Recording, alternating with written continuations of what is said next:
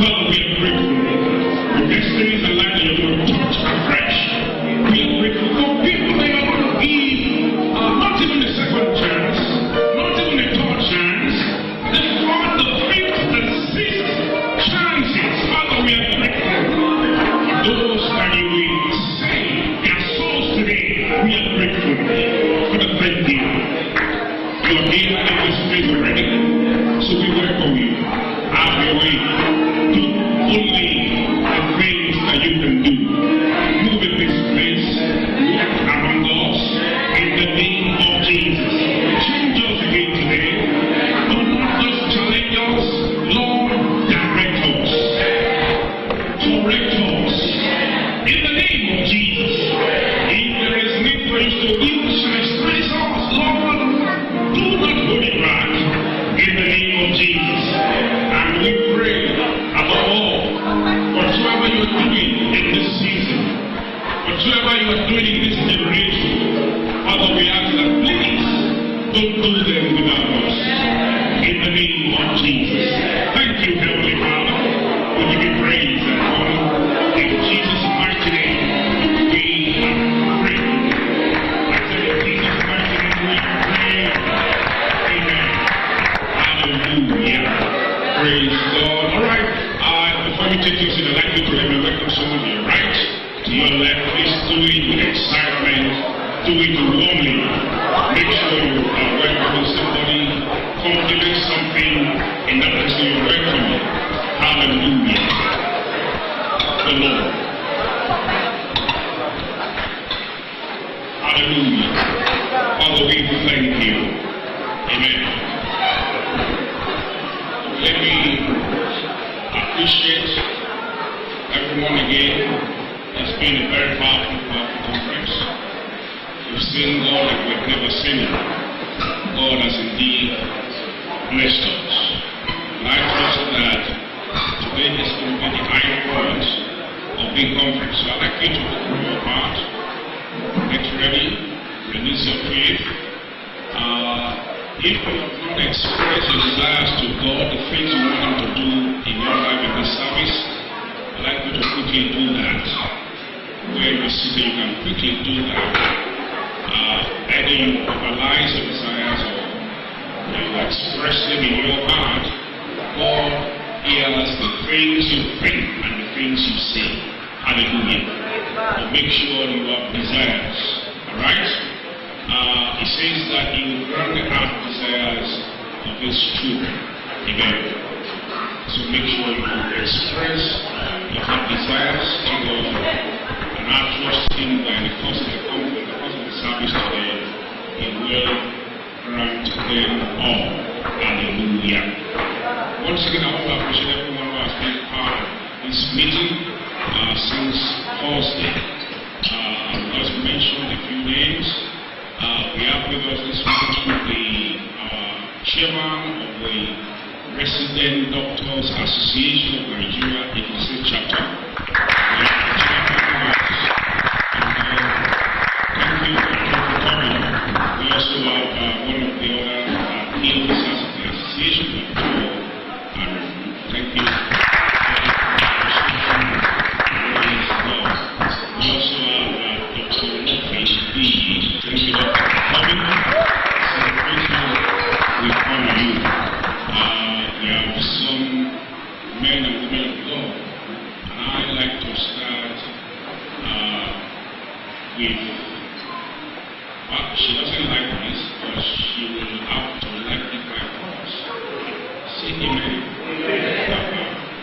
You know, many years back, I think the very first year that we came into town, we started war, and that was 17 years ago.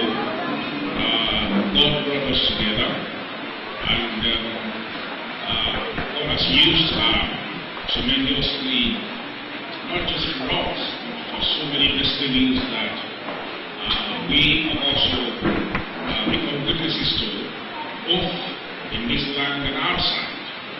Her life has been a moment of blessing. She has so much yielded her life to God, and she has become a major channel of blessing to everyone, particularly to ministries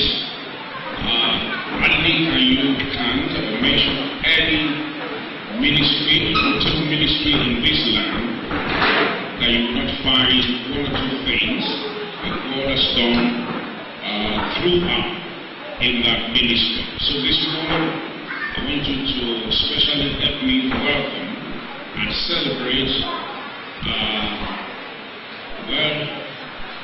she does not really have a title, but Jesus himself did not have a title.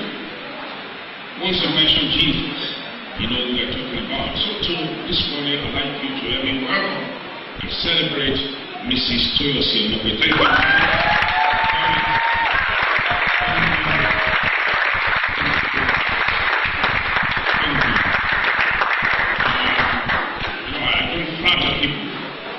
Thank you. If you want an example of a life that is purpose-driven, I think that is one example that we can point to. Thank you for being who you are. Thank you for yielding yourself to God. We shouldn't thank people for yielding themselves to God, but we should. Because I'm sure that God himself is excited and yielded. It's not everyone who yields. Hallelujah. So thank you very much for coming. I hope that is still coming. It's on its way. Representing the entire family. Hallelujah. Praise God. And then before I bring up the speaker for the first session, I also like to appreciate the First Lady of this house.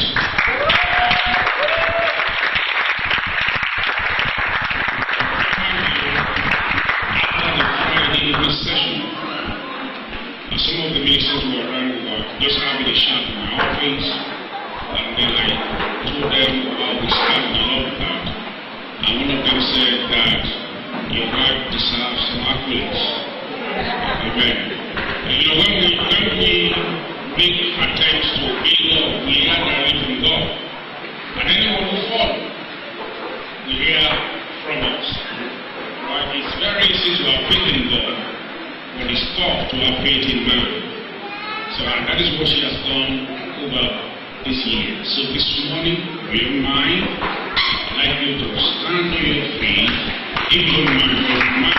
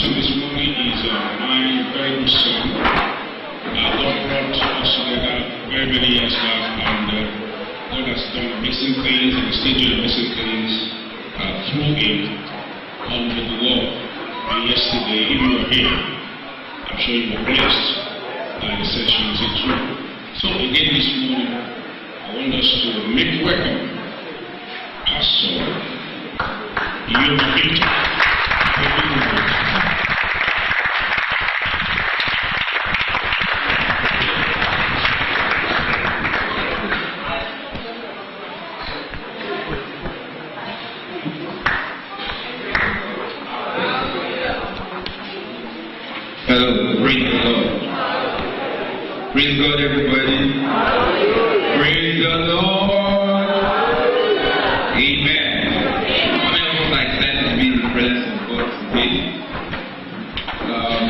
If you are excited to be in the presence of God, tell somebody, the person next to you, sitting next to you. Let them feel your excitement.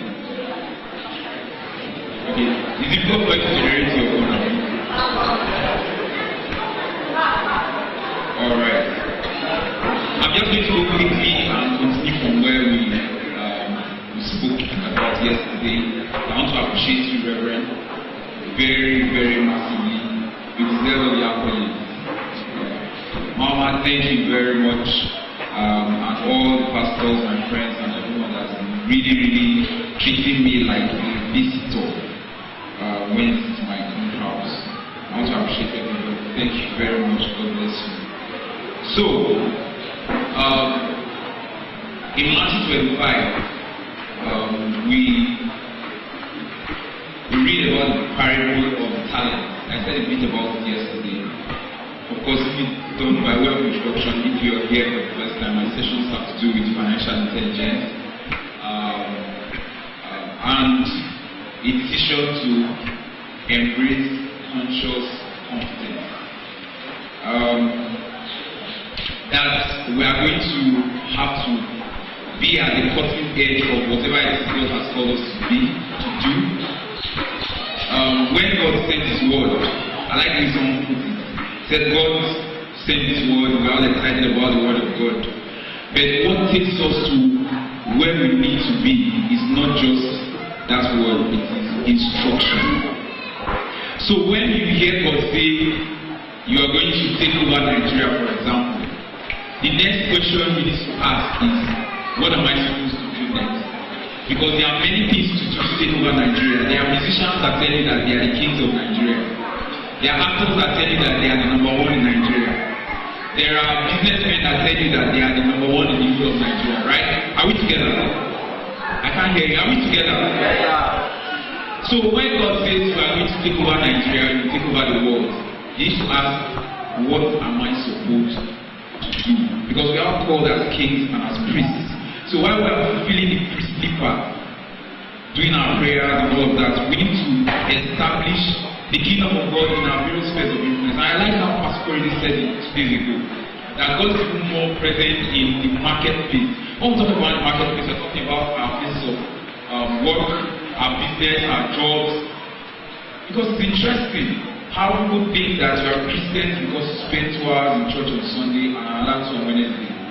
But if you take an audit of your life, you realize that you spend more time at work than in church. Are we together?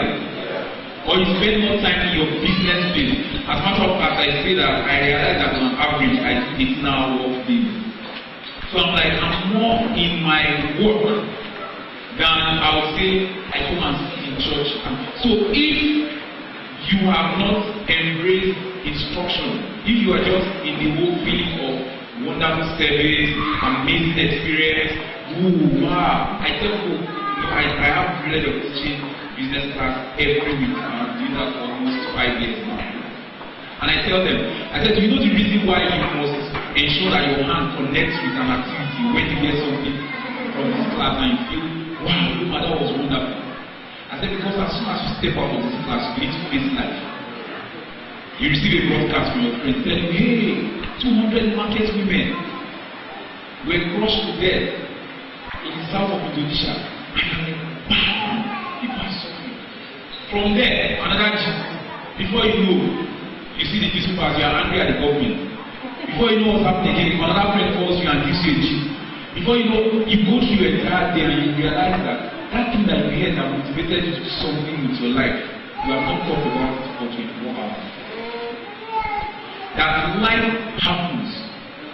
So, success in life, in administering our personal finances, in administering the personal space, the kingdom God has placed in our hands, is going to take proactive choice. It's going to take very strong consciousness from you to say, okay, I really want to advance. God has spoken, I don't have the backing of God, I'm working my faith, I'm doing all my confessions, but what am I supposed to do in this space? I want to know that God's resolve for it. The Bible says that they that know their God shall be what? I can't hear. They that know their God shall be what? And they shall do exploits. So can we say that if you are not doing exploits, it means that you don't really know your God? I mean, we can infer that, right? See where I say that the Bible says he that is faithful in little, unfaithful rather in little, be unfaithful in much. So he that is faithful in little also will be faithful in much. So we must interpret and balance both ways. So if you are not doing exploits, wherever God has put you, it means that you do not know God.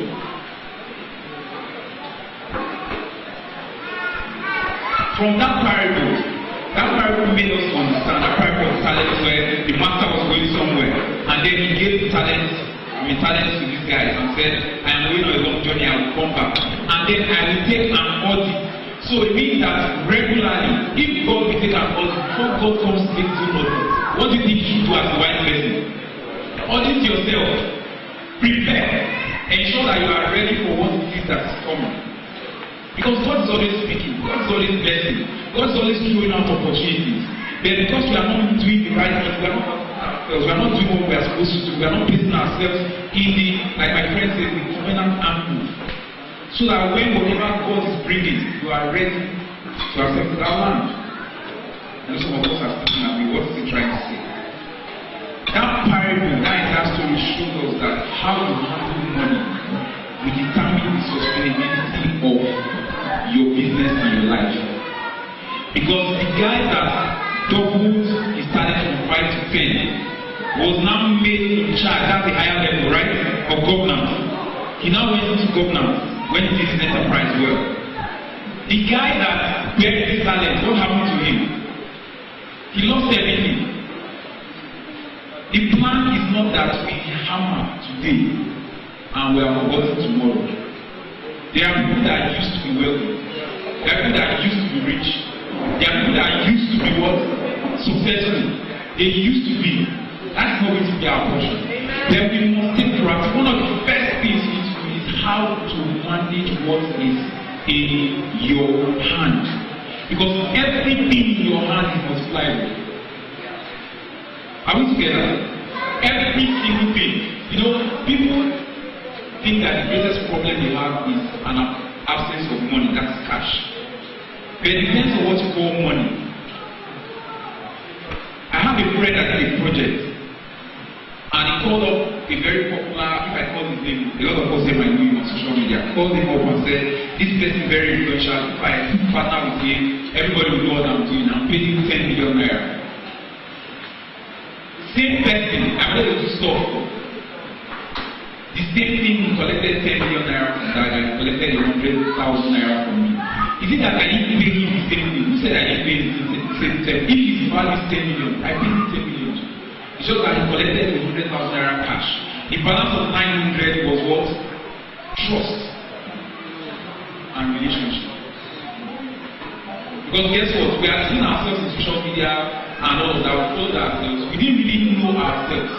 But something happened. I was sitting down in a conference. After I go to conference, if I feel that what they are saying does not make sense to me, no problem. I'll sit outside so I can meet people. People I'm looking for, I just position where I sit there. So that's what I was doing in that particular conference. And then he comes and I'm like, oh wow, so this guy in real life. So we're talking and then, so I was talking to my friend, he didn't talk to me. And then he walked and said, you man, hey, awesome, how are you doing? And then we just said, as we're cheating, we saw a more important friend. Guess what?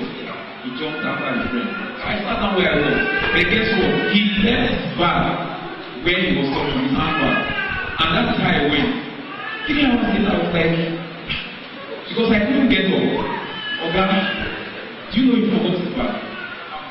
With his documents, everything inside of it, and went. Then later, I guess he realized, because he said he has all different people call me, say, please, sorry.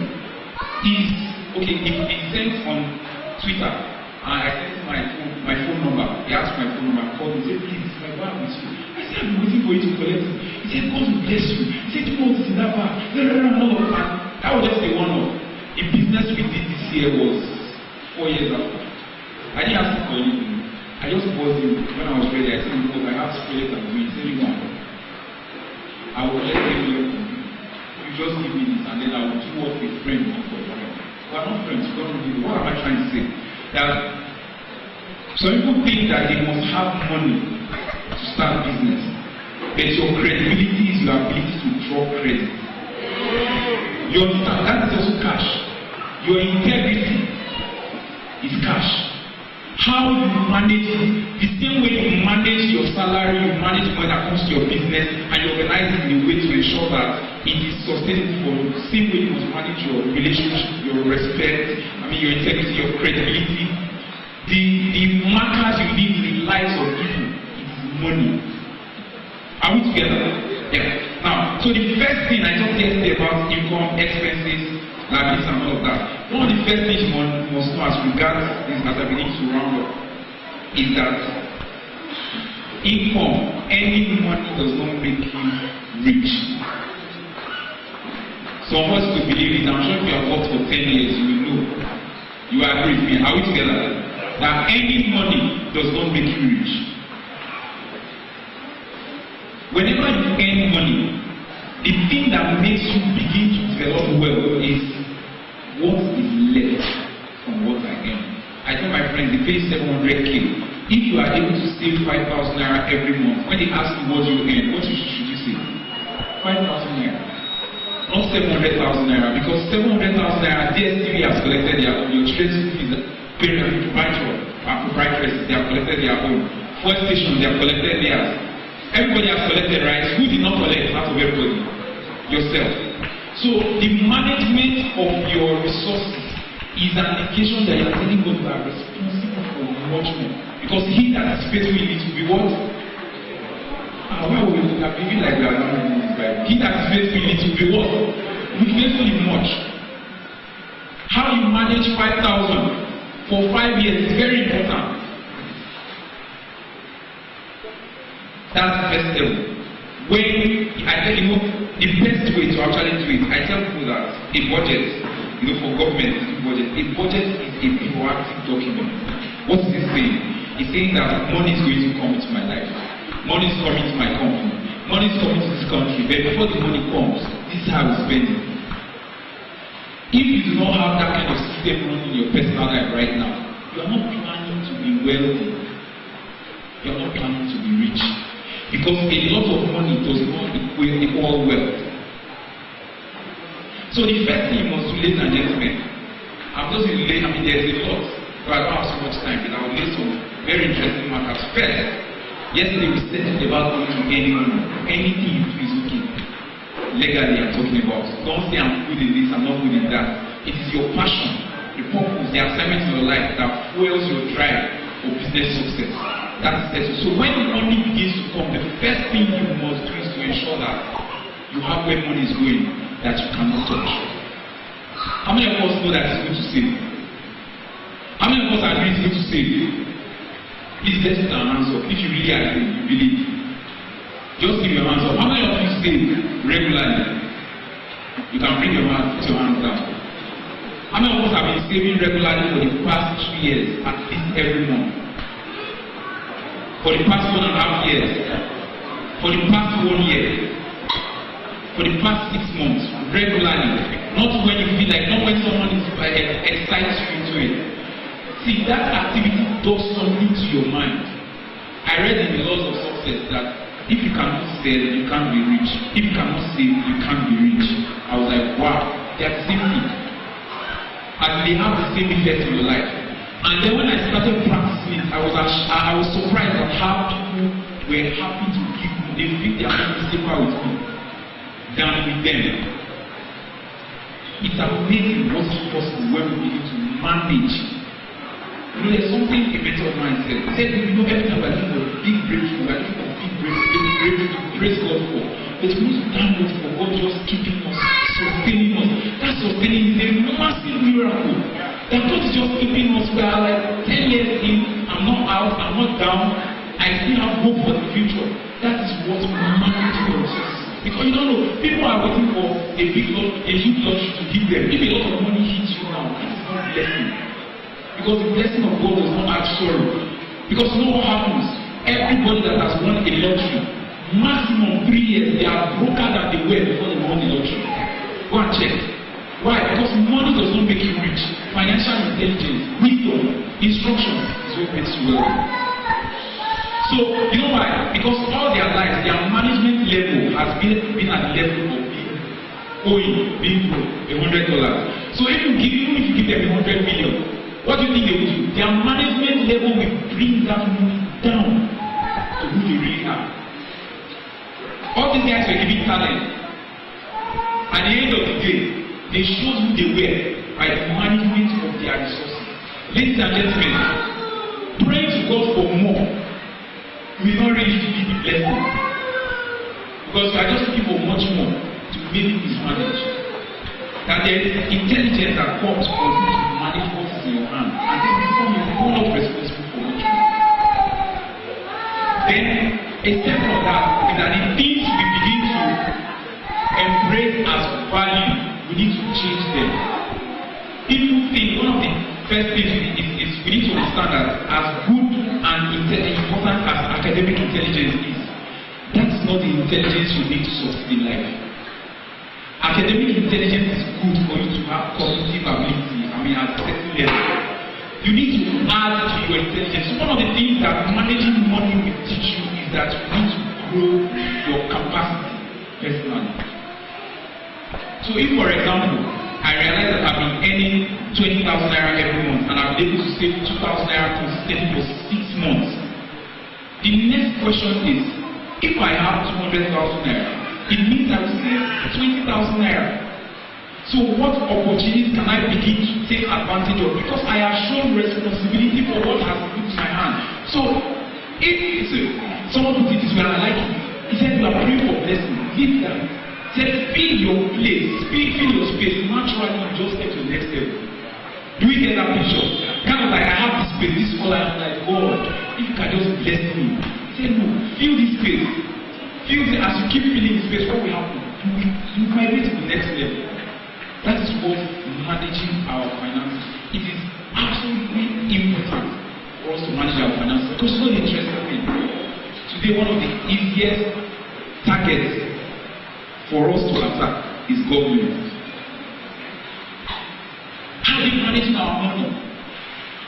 What did they do to our oil money? They are just stealing the money anyhow. They don't even have a useful budget. And we think we are insulting the government. Who do you think we are insulting? Because the same thing, if they turn that way on us, do we have a budget? Are we managing our expenses? Do we have a target for our savings? Before we end, does it have destination? Do we have a plan for the next 5 years? What is our 10-year plan? What is your planned income for the end of the year? If you talk to the MD of Central Bank, for example, right now, hello sir, nice to have you in our midst. How are you doing? What is the plan? What are you going to earn? December. He's not a prophet, but he will tell you what the bank will earn in December 2018. We are in November, right? He will tell you what the bank will earn in December 2019. How do you think all of those projections happen? It's based on management, financial management. When you look at a bank like Skybank going out of business, what do you think happened? Lack of management. When you look at the fact that people wait until, all my business partners said, can you imagine the man came to tell me that you should give him money, borrowing money, that his wife was to put to bed. Say, you man, the woman gave him 9 months notice. He didn't plan for it. It's funny, right? You can laugh. I laughed because it was funny. He said she gave him 9 months. At least he would have started borrowing the money little by little if he wanted to borrow. He waited until it was, my wife is in the labor room, the hospital says 150,000 naira, they went ahead borrowing. What is he saying? Plan.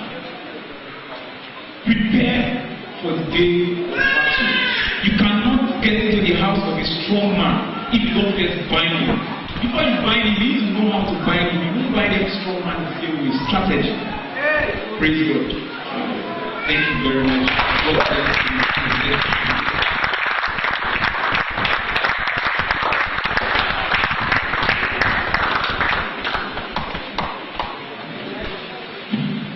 Hallelujah. Please let's put our hands together once again. Our Father will call you Pastor Victor. He's actually an apostle in the marketplace, and like you have heard in the course of the conference, God is even more present in our business places. So we are all called out to be apostles, to be evangelists at our respective workplaces. Praise the Lord. And I trust that we have taken something home this morning from the few minutes we had with him. That was quite instructive, very, very powerful. He said that earning money does not actually make you rich. It is what you have left after you have extended, after you have got this, you have paid for this, it is what is left that you actually earn. And there are so many people who testify to that fact that after you collect your salary, by the 5th of that month, you have nothing left. So what that means is that you actually earn nothing. You earn nothing. I pray that the Lord will help us this morning. Hallelujah. And he also said, most of the things he told us this morning were the demands of purpose. The demands of purpose. Your purpose demands that you are disciplined. Hallelujah.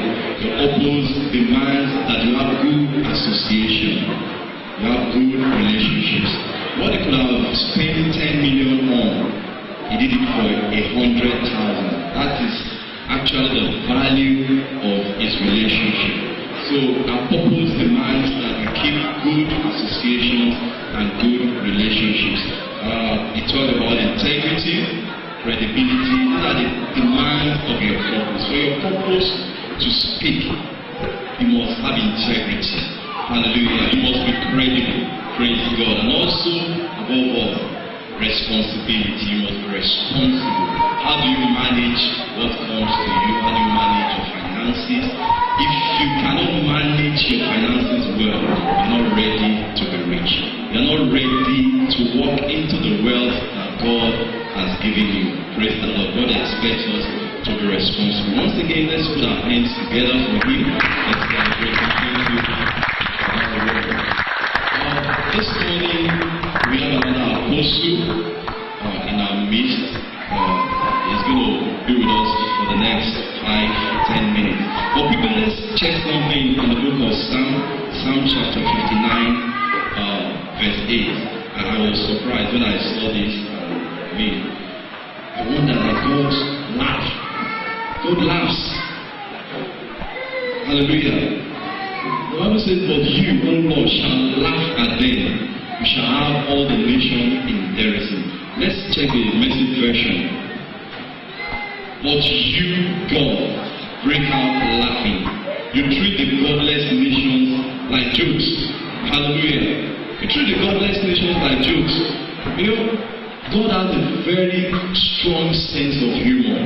And this morning, we want to treat our challenges like jokes. We want to treat our problems like jokes. Praise God. Taking us through that this morning, we have one of our very dear own, Crucio. He's doing so well in the entertainment and comedy industry. Please put your hands together as we welcome Crucio.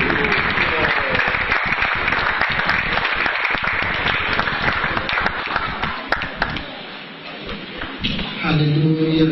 You can do better for God. You can do better for God. Hallelujah. This is my next I want to do that. I want to tell you, please let me appreciate my dad and my mom.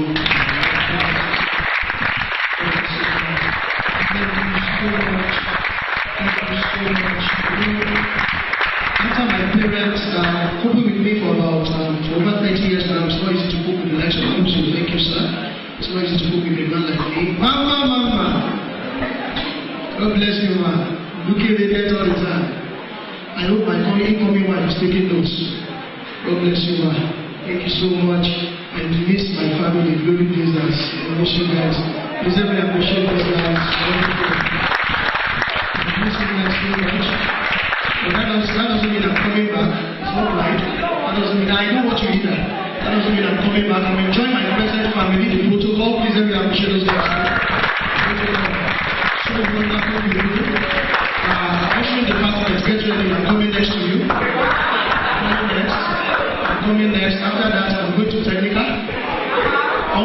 Get ready. Hallelujah. You know, it's actually the worship department too. It's very wonderful. Because imagine who's you're welcoming you to church. I said this is where you're going to sit. You say no, don't worry. At least something must disappear. It's either you disappear or the chair that you're supposed to sit on. Something must disappear. Hallelujah. When I speak the truth, I fear nobody except God and ABC. I didn't say anything. So let me quickly reflect to that election time. That election period was wonderful. You know, we were in the queue, all song. And this man just came. And then, was showing us his BBC. All of us were like, this guy is deaf and dumb. He wants to exercise his rights. Move. This guy go and vote. The guy got there, voted, turned back, looked at us and said, Yomo. I felt like crying. Oh my God.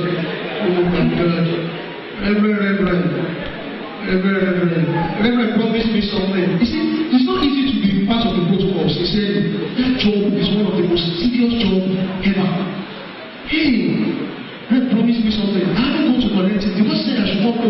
It's not that I don't like Reverend, but I'm just scared to move closer to men of God. It's not my fault. Don't you read your Bible? Matthew 24 verse 40. Show them.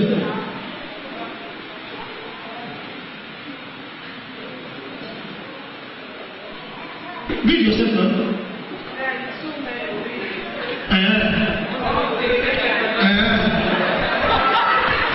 So I should go and meet them.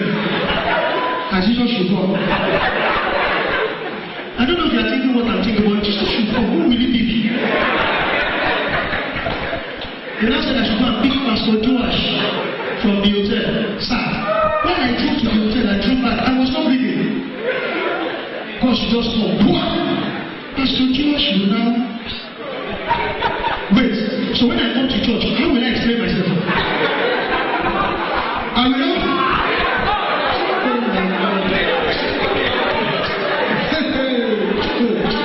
Oh my God. No big deal. I just gathered in with politicians and NEPA people. That's not my voice, so I'm just trying to pick up. Pastor Yoma, finally, you hit the calling. Now, as I was calling you, Pastor, I could hear your heartbeat. Like, Ross, you don't hit the calling. There's nothing you can do. There's nothing you can do. As in, it fits you a whole lot. It fits you. You're asking me how. Is it me that's calling you? Ask God now. Asking me, is it my call? Oh my goodness. It's so nice to be here. Please appreciate God. Appreciate House of Faith Christian Center. This is a very wonderful place to be. If this is the first time you are coming, please come again. Please come again. She said you do not know what you are missing. You do not know what you are missing. I joined this church in 2015. 2015 till now. You don't want to see me there in 2015. No, you don't. You don't.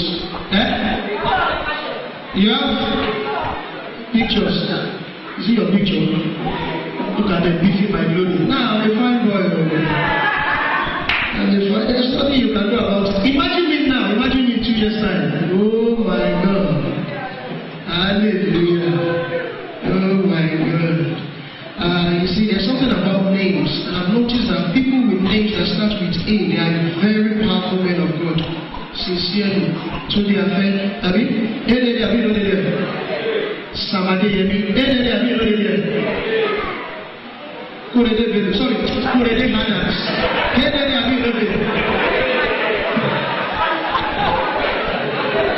Adeboye, thank you.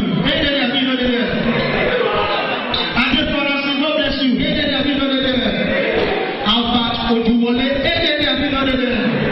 Niki Adesanya, if I have some people here with ADD and they will go now, Ayo Joseph, Shebu Amejua, though it's not tall, but the God in him is tall.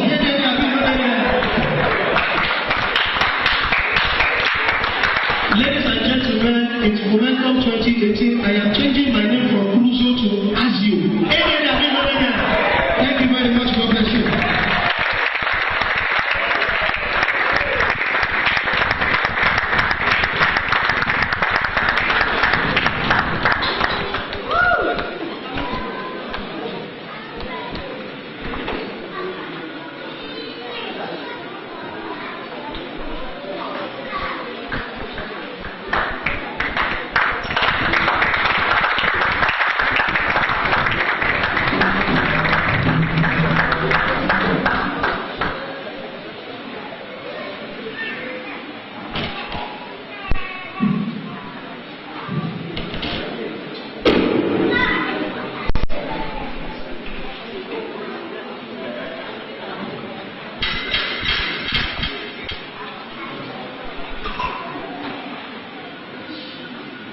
Thank you.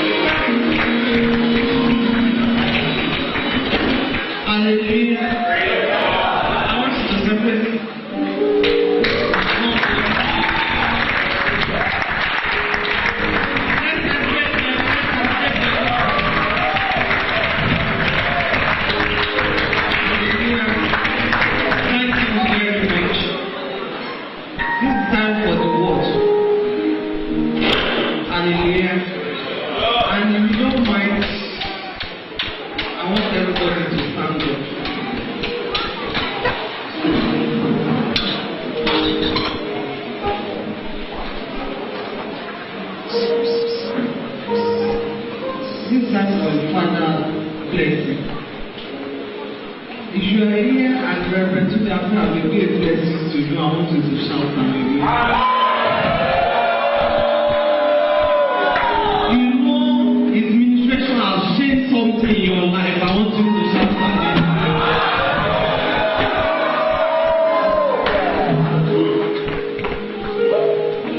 I'm short of words. I don't know what to say. I want you to help me celebrate my pastor.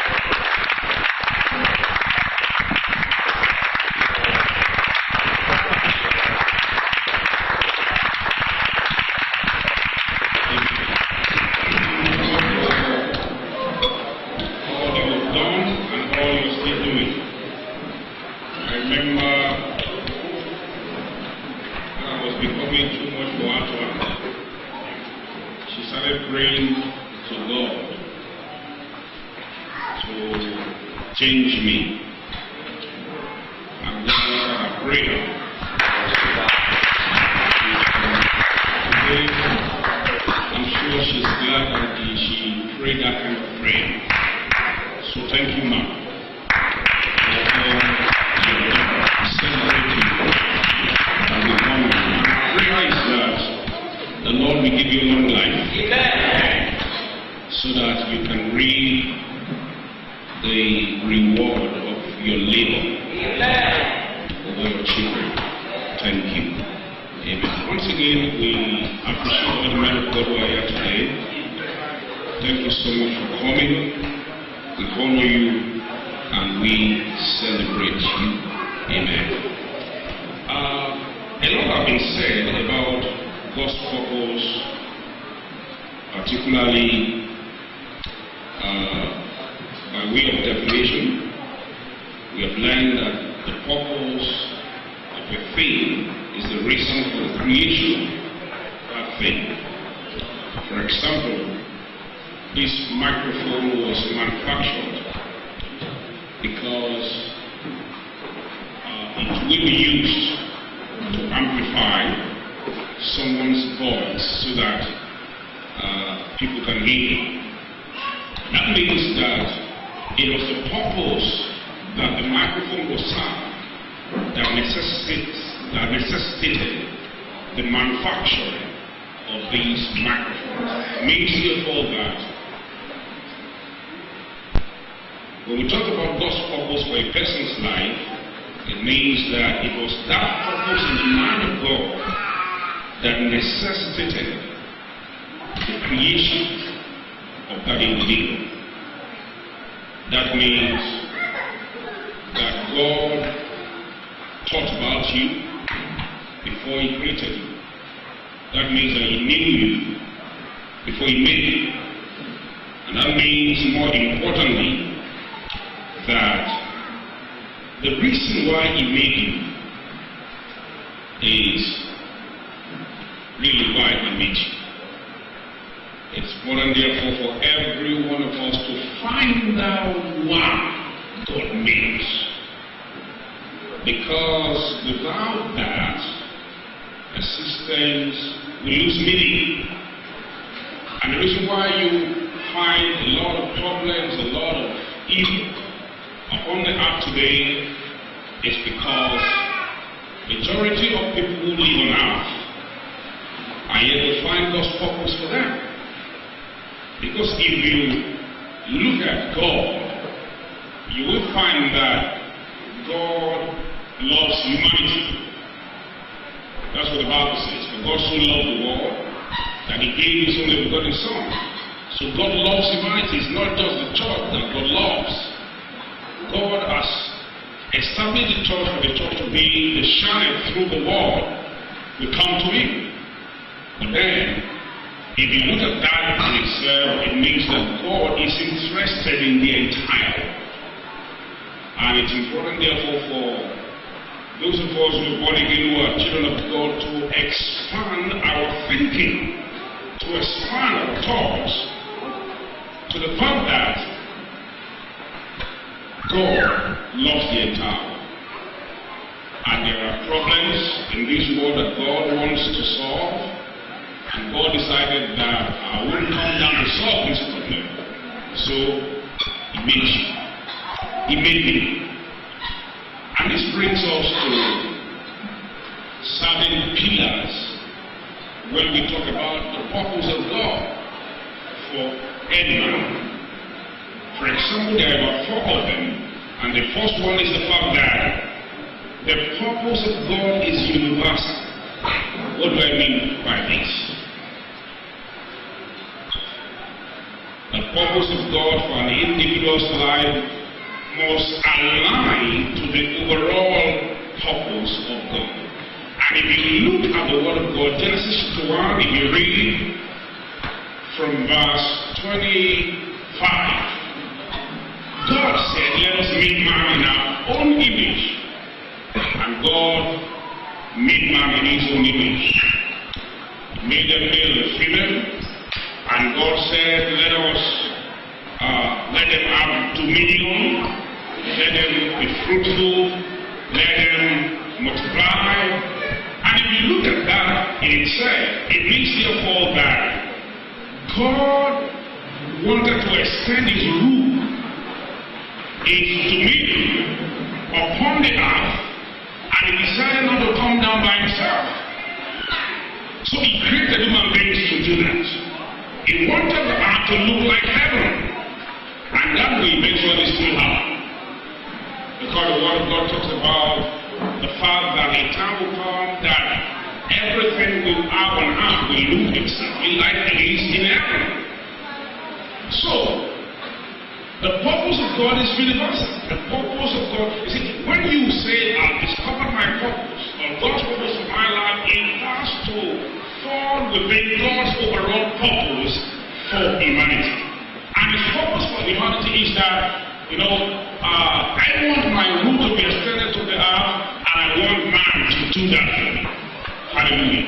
Number 2, pillar of God's purpose is that it is unchangeable. It is immutable.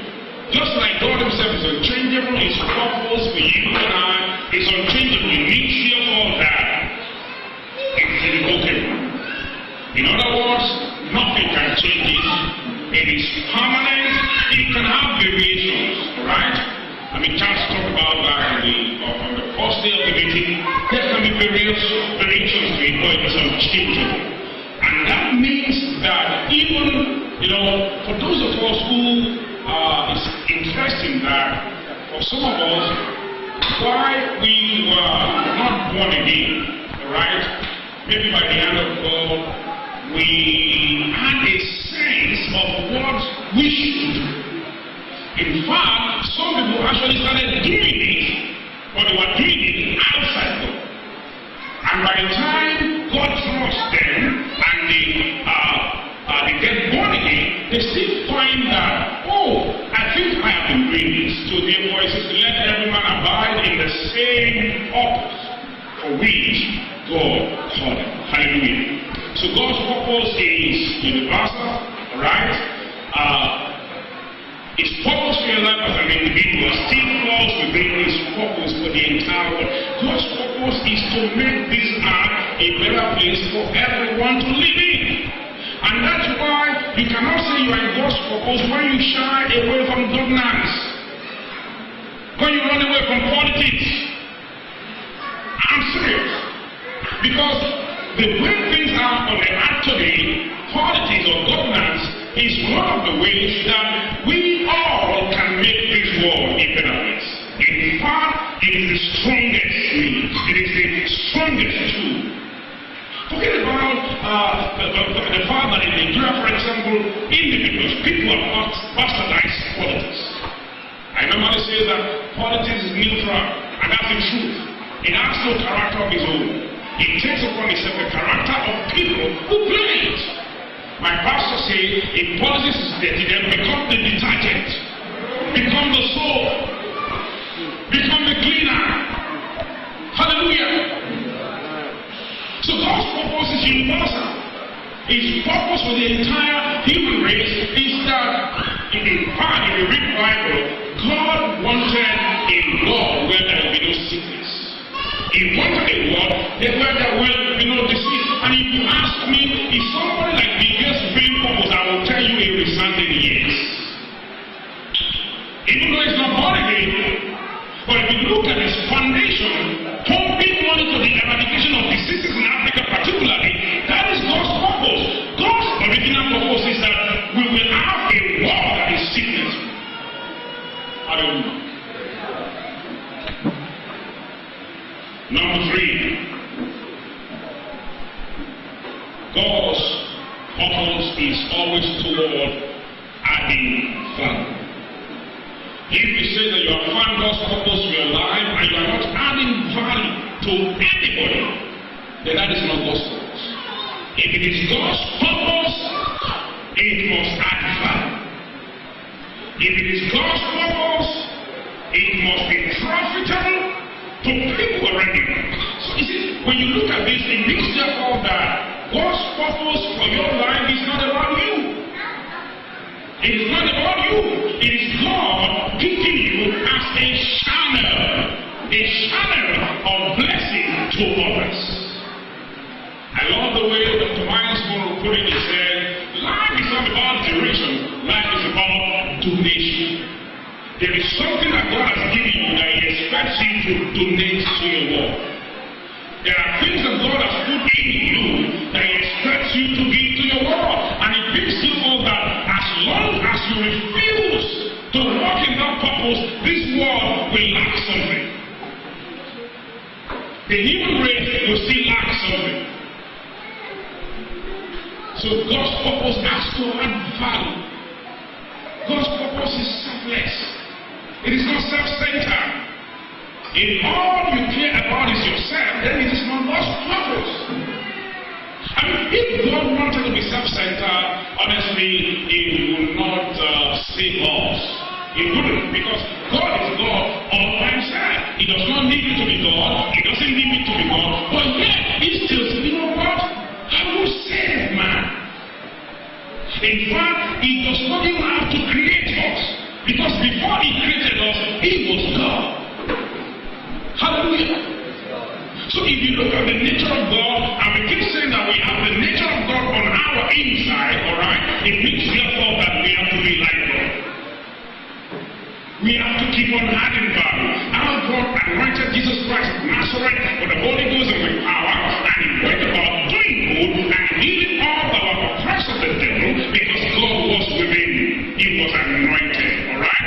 But He didn't just take on the anointing and say, you know, I'm anointed, my anointing is to get a car, to get a house, to get this all for myself. No, He went about doing good. He went about doing good. And I want to say this, don't wait until you make a lot of money before you start doing good. Right where you are, start doing good. Start touching lives. Start adding value to people. This place is quiet.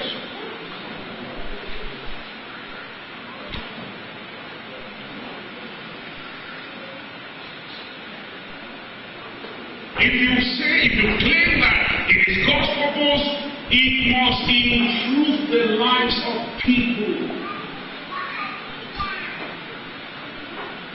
You know, a lot of us are so preoccupied with ourselves that even your life is not improving. Talk less of improving other people's lives because you can't give what you don't have. And you know, Pastor Kennedy talked so much about that on Thursday, talking about the victory that Jesus caused. Why was it that Jesus caused the victory? Because the victory was not fulfilling this part of God's purpose. It was just there, alright, causing, dressing up with a lot of makeup, but not fulfilling the purpose. The purpose of the victory was not for decoration, it was for donation. And the Bible says Jesus saw it from afar and said, oh, if this thing has leaves, then it must have fruit. So he went there and he was looking to get something from that tree. And he got there and lo and behold, there was nothing. Just as he said before he left, God will come to do an audit of your life. But you've got to do the audit of your life before he comes. He's looking at you from afar, like Jesus saw the victory from afar. And Jesus said to that victory, nobody eats fruit from you again forever. Because you are just there. You took up space, you're drawing manure from the earth, you are drawing nourishment from the earth, yet you are not serving anything to end. You are not fruitful. And remember, in Genesis chapter 1, God made us and then he blessed us and said, be fruitful. Be productive. Make sure you are adding value to people around you.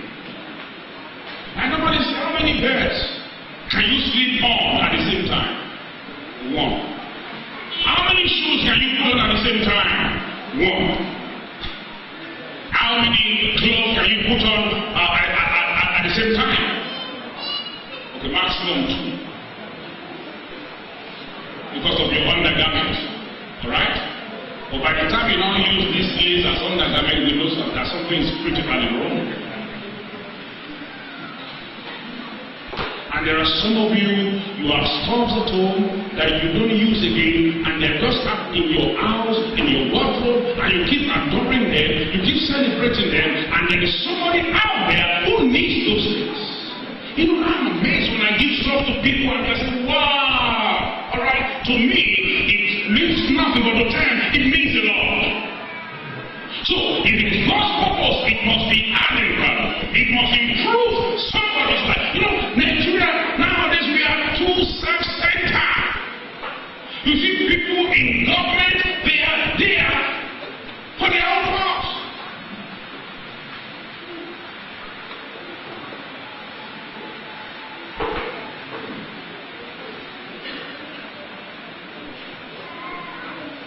If it's all about you, then it's already deficient. If it's all about you, then it's a personal focus. And remember, it is his focus. All things work together for good to those who love God and to those who are called according to his purpose.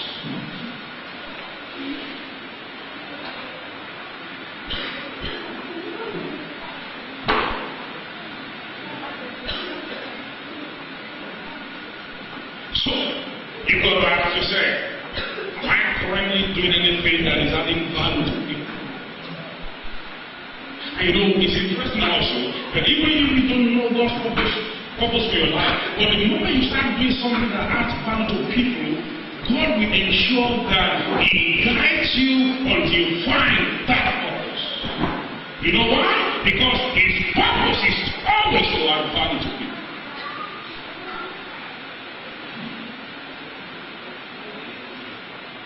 Don't allow food to go to waste in your house. There are people outside who do not have food to eat.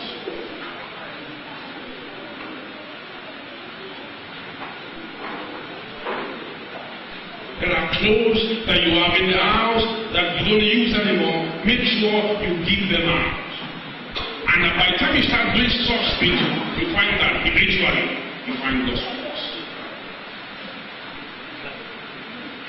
If all you want to do is to look nice, you are like the fig tree. So you should expect a cause very soon. Okay. No, I'm serious. Yeah, if what you do, you know, there are people today, even in church, all they have is just the look. No content, no impact.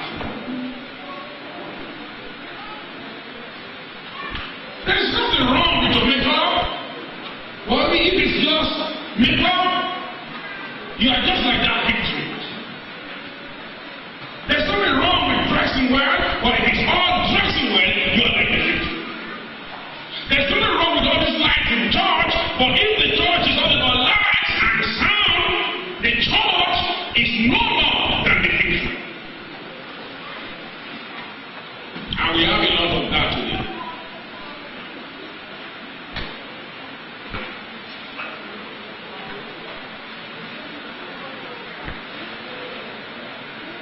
You look at the life of Job. There was a time that his friends came to him and they put all the blame on him. And he said, you know what? It's not my blame. And he started saying, these are the things I've done. He said, then God has a right to put sickness and this on me if I've ever eaten my bread before. So even the cause of the person I never knew, I took it upon myself. It means that Job was a human rights activist. Job said, I never allowed the stranger to pass through my town without giving him somewhere to stay. Which means that Job had hotels that accommodated people for free. He said, when people were lying on their bed of sickness, they were always praying for him. It was father to the fathers. It was husband to the widow, one man. No wonder he was the greatest man in the whole of the East. You know what? Money follows purpose. You are desirous of becoming rich, money follows purpose. You can't be about God's purpose for your life and money won't come to you.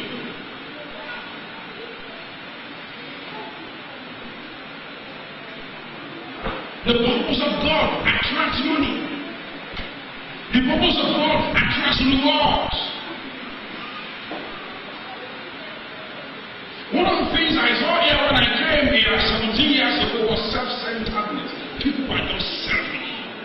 Selfish. People invest money because of selfishness.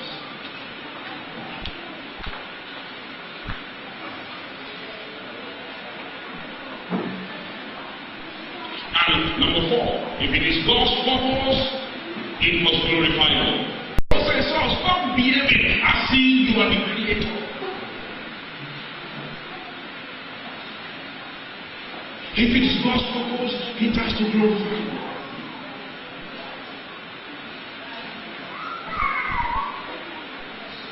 Matthew 6:9-10, Jesus taught his disciples to pray, and in verse 9, he says, our Father in heaven, he started praying, hallowed be thy name, your kingdom come. Don't forget, the earth is still an extension of God's kingdom. The earth is the Lord's and the fullness thereof. You know, somebody wrote a joke, a professor of science who got born again. So he was just writing, so he wrote a joke. He said one day, the devil said, well, have we also made man like you have done? And God said, no problem. Go ahead and make man like you have done. He said, but before you make man like I have done, make first your own earth. You know, it took from the earth, made the body of man, and breathed into man the breath of life. And man became a living soul. So he said to the devil, before you start, make your own sound first, make your own act first, then you can start. me myself. Because the earth is the Lord's and the fullness thereof. If it is God's purpose, He is asked to do what? Glorify God. If anything you are doing does not bring glory to God, then it is not His purpose. Let your light so shine so that men may see your good works, your fruits, your productivity, and then they will do what? They will glorify God. Hallelujah. You know, it's so humbling. Wherever I go out, and people I never met keep saying to me, "You don't know how much your life has touched us." So humbling. People keep saying to me, "Your radio program has blessed us in ways that we can't even explain." And I'm like, it's really nothing. You know why? Right from the onset, I learned to give the glory back to God. So it's not about me. It's about God. What is it that you are that you have not been given by God? Alright? It's not all about it. It's about God. So if He does not give glory to God, it is not His purpose. And then lastly, a lot of people are asking, if I settle down with God's purpose for your life, what is it need for me? Yeah, that's not a wrong question to ask.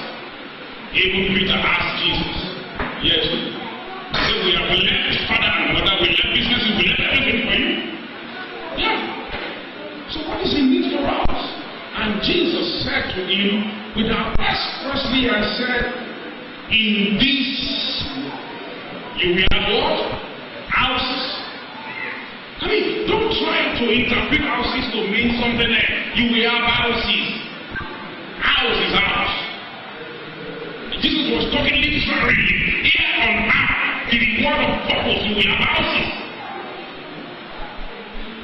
Okay? You will have cars. You will have material things. And he said, and there, in my kingdom, you will govern, you will reign with me. What a beautiful life. What a beautiful life. So number one, when you discover and follow God's purpose for your life, it gives your life a meaning. Listen to me, guys. It's not money that gives your life meaning. Money is good, but money is not God. There is something in your heart that God put there that it is only Him that can fill you. Yeah. Cars are good, but they don't give your life meaning. They don't bring fulfillment. And that's why the word of God says that you have to be rich towards God. A man's life does not consist in the abundance of the things that he has. Not in possessions.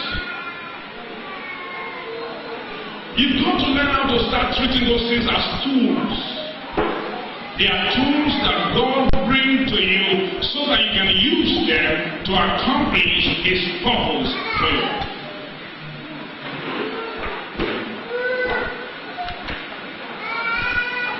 It's so funny how human beings prepare and save up money and work so hard to build a house, only for them to finish the house and move in, and they find that there is still something in me that must be satisfied. Is it not exciting? Yeah.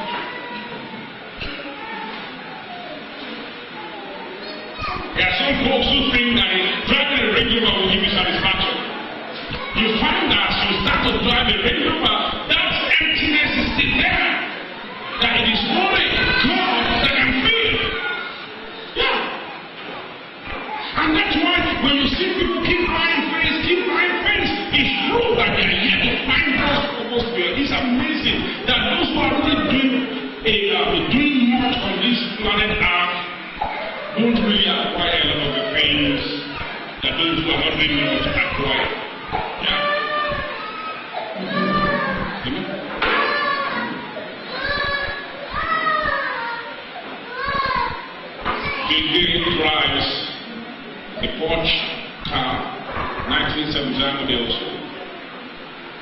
He dresses simply. Warren Buffett, he still lives in the old house that he bought for, I think, $300,000. If you Google the Warren Buffett house, you still see the old house there. Yeah. But here you see a lot of big trees in Nigeria. Yeah. Fig trees, governors who are fig trees, ministers who are fig trees, House of Representative members who are fig trees. It's all about, it's all about no value to have, no content, nothing, no fruit. And today, a lot of young ones think that that is the example before. Yeah. Yeah. So even in church, you find people with no content. I'm a pastor, I know what I'm talking about. I do interact with our people. In fact, you finish preaching and you think that you are really important people, only for you to get outside and you are surprised that the thing you don't preach against is what they are doing outside. Oh, so what happened? And you were writing, you were talking, you said, yes, preach, pastor.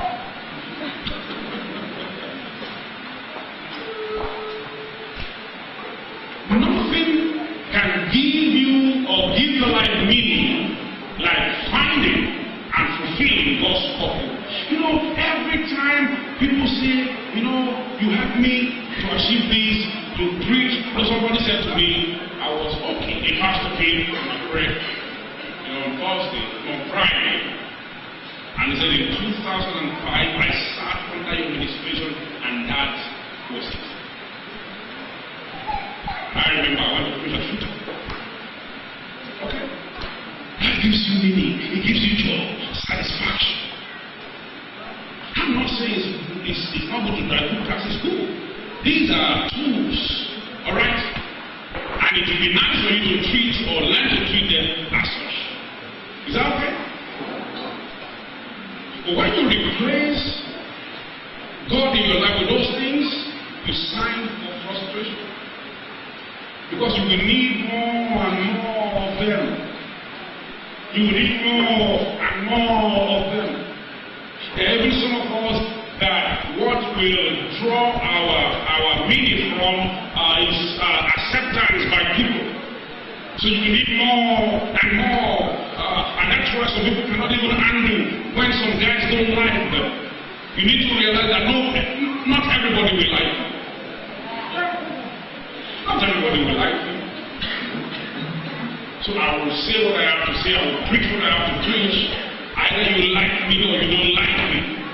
But the fact remains that I am fulfilling purpose. And that is giving my life meaning.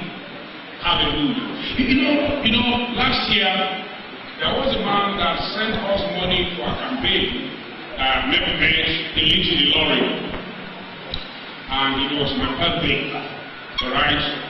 And he said, by the time I read all the things that people were saying about you, I said to myself, I will support your campaign. He said, I'm a member of APC. But he kept sending money to us. See that?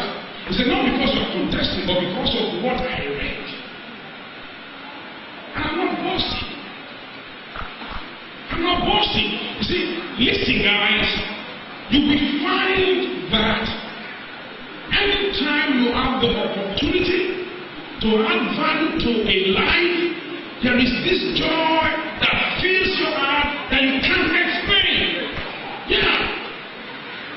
Doctors, every time you save somebody from dying, what happens? You are excited.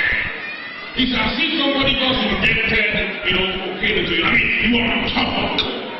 Yeah. Or every time a doctor delivers a baby and the baby cries and the mother is alive, there is this joy that fills your heart. Hallelujah. So God's purpose for your life will give your life what? Meaning. It is in His purpose that our lives find meaning. Number two, the benefit of a purpose-driven life. God's purpose simplifies your life. What do I mean? As you discover God's purpose and as you start to pursue it, there are some things you will just not do. There are some places you will just not go. It simplifies your life. It puts your life on a particular path. It defines what you do. And for young people, those of you who are yet to marry, it is God's purpose for your life that should determine who you marry. If you study Adam's life, God gave him purpose before he brought Eve to him. Yeah. He created a garden and put Adam there and told him, cultivate this garden. And then the next thing is, God saw that it is not good for man to be alone. See that? He gave him purpose before he gave him a wife. It's a disaster. When a man is running this purpose and the woman is running this purpose and they are married. Somebody said, if a fish decides to get married to a hawk, where would they live? Did you get that? Because take a fish out of water, it dies. Take the bird out of the sky, what happens? Even if it does not die, it becomes useless. Because the sky is the environment for the water is the environment for the fish.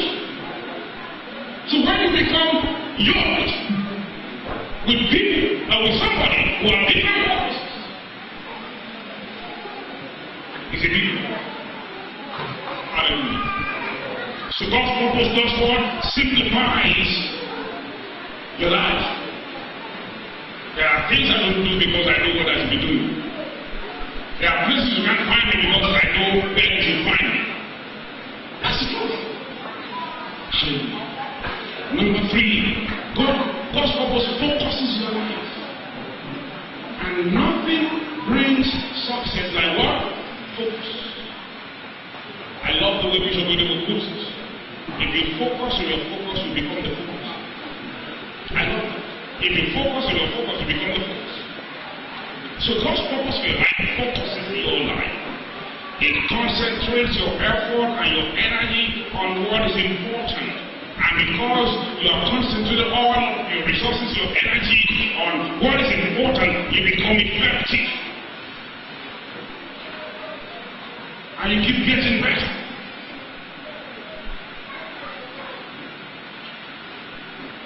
Without a clear purpose, people will keep changing direction. Yeah. They will do this today, they will do this tomorrow, correct? And for example, the same line of preaching that I've been doing from day one is still the same line. Yeah. I know I've been called to preach, but another question is, what have you been called to preach? Hallelujah. So the purpose of God focuses your life. The word of God says, do not live carelessly, unthinkingly. Make sure you understand what the master wants. Make sure you know exactly what he wants you to do and go on about doing that. Look, when they came to Jesus to make him king, what happened? He said, no, that's not my purpose. I didn't come for that. I know what I came here to do. For this reason was the Son of Man made manifest that he might destroy the works of the devil. And before that time he was even already a king. The King of Kings and the Lord of Lords. You can't make me what I am already. Yeah. You cannot. Hallelujah. And then God's purpose motivates your life. It gives you passion. It gives you drive. When you see people who are running on God's purposes for their lives, they are always motivated. Okay, it was Toby, and one of the times I traveled across, so I stayed in Toby's house. He said, Rev, do you know I've known you for a long time? I said, I know. What are you driving at? And he said, all the time that I've known you, I've never seen you down. And you never occurred to me too. Say, I've never seen you do that. Say, you were always excited. See that? And at that time that she was talking about, we were going through some stuff, but because I knew I was doing what is God's purpose for my life, there was this energy within me. There was this drive within me. I did. See, to encourage us is good. Or, see, you know what? We don't need to do it. It is good and encourage us. But you know what? A man of purpose is encouraged from within. From within. If you depend on people's encouragement, the day they don't like you, they will be told it. Okay, you didn't hear that. The day they don't like your faith, they will say, you know what? Let's withhold our encouragement, and then you become discouraged. Hallelujah. So God's purpose gives you motivation. It drives you. Your life is driven from within. Hallelujah. A wise man wrote, this is the true joy of life. The being used up for a purpose. Recognized by yourself as a mighty. Being a force of nature instead of a selfish little club of ailments and grievances. So this is a true source of joy. Hallelujah. And lastly, God's purpose prepares you for eternity. How do we know that? You know, in Matthew 25, when Jesus gave our talents to those guys and said, go and trade with this, and when he came back and said, give account. And after he each gave account, he said to the first guy that received 5 and multiplied, and it became 10, he said, come and rule with him and rule with me and enter the joy of your Lord. Okay? The joy of your Lord.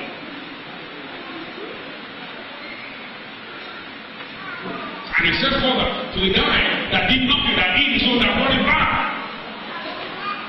It was exactly what Jesus said. Let's read it. So that you don't think that I'm the one saying that. Matthew 25.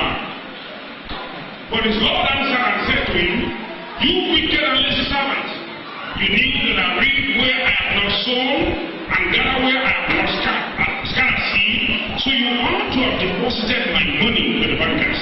And at my coming, I would have received back my own with interest.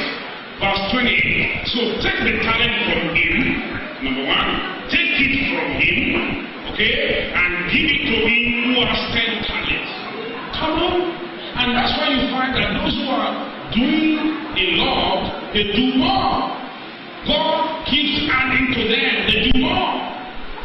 And those who are doing nothing, they do nothing. Because there's a transaction taking place. God is taking stores from people. Yeah. Whatever He has given you that you're not using, He takes from you and give it to somebody who's already using it. His own. So that it can become more effective. So that it can touch more lives. The danger of not using what God has given you is that you take it away. Yeah. And that's why, at the point in time, you find that people who are running with God's purpose for their life become versatile. God keeps adding to them skills, more talent, more endowment, more connection, because He knows that if I add more to them, they will use it for my good. Verse 29. For to everyone who asks, more will be given. Human beings don't like it. They think that to those who don't have, more should be given. But God is saying, no, that is not my pattern. That is not my system. For to everyone who asks, more will be given. Thursday night here, was it Thursday, Friday night? Alright? One of my sons that came to preach gave me a car. Yeah. And when I announced yesterday, the people were not. I need. Because he has cars. are you giving more car? Question is, the stuff he has given you, what are you doing? What are you doing? When we call for offering to do the work of God, how much are you contributing? And you want him to give you more? He said, you ask and you have not, because I know your motive. He said, you are asking for more so that you can consume it on your loss. Anna said, our God is a God of motives. By him, actions are weighed.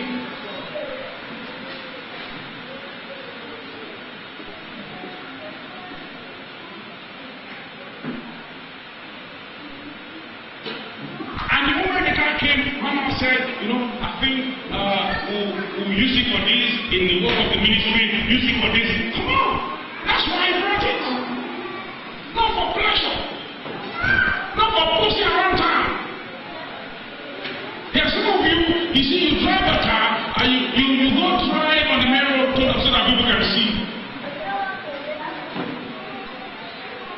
We will keep having more. You know why? What we are using this now. And there's nothing you can do about it. God said, for to everyone who asks, more will be given. And he will have abundance. How? Why? He's using it for my glory. But from him, look at it.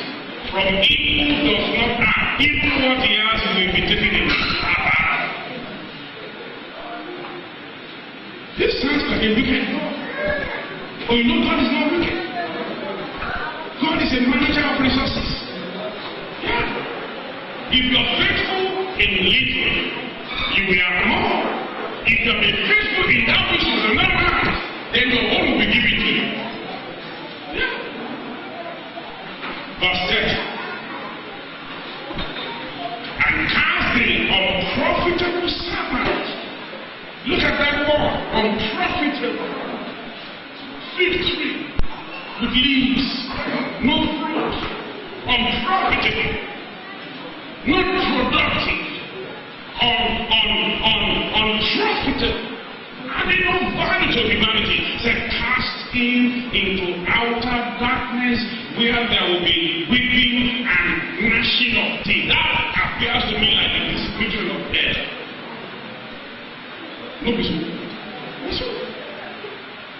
So you risk going to hell. Okay. I will stop there. You risk going to hell if you don't discover and pursue God's purpose for your life.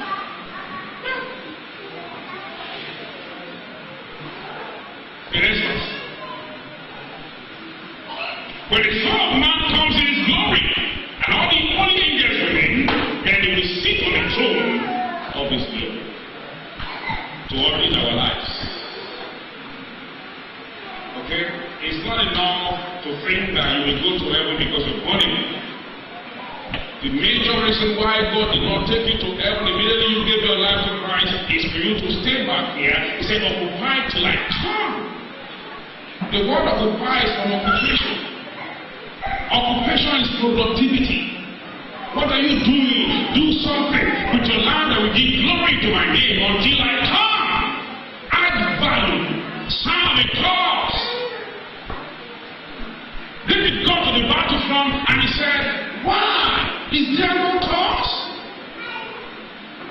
He was asking, are there no guys here with only fire in them who can stop these uncircumcised Philistines from boasting and claiming the name of the Lord in the world? Okay.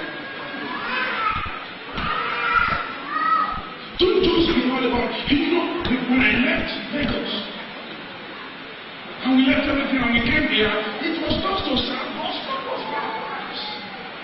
Yeah.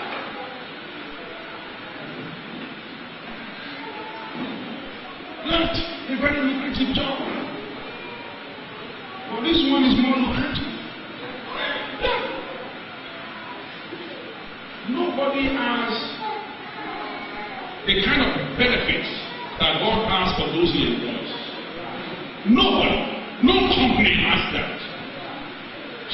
childcare support is with it. Looking with benefits on a daily basis is there. Healthcare is there. The right relationship is there. Money is there. Houses is there. Hallelujah. I pray that before this meeting is over today, you are here to find it, you will find it. And if you have found it and you are here to start, you will start. And if you are already pursuing God's purposes for your life, God will anoint you so that you will become more effective. God will give you grace so that you become more valuable. God will give you grace so that you add more value to humanity. There are some of you here that God has raised you up to wipe tears from the eyes of people. There are some of you here, He has raised you up to ensure that people don't go to bed without eating. Yeah.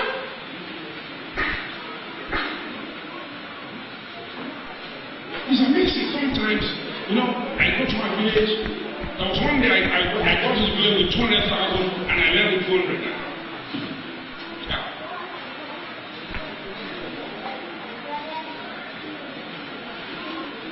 A woman was passing by my farm and she carried a very big load of firewood.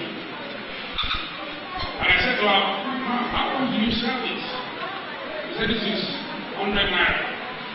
She has to do that daily to food.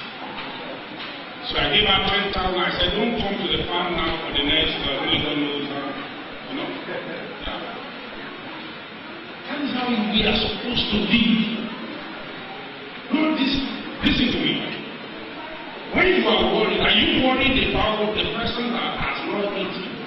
Or you are worried about yourself? Jesus said it rightly.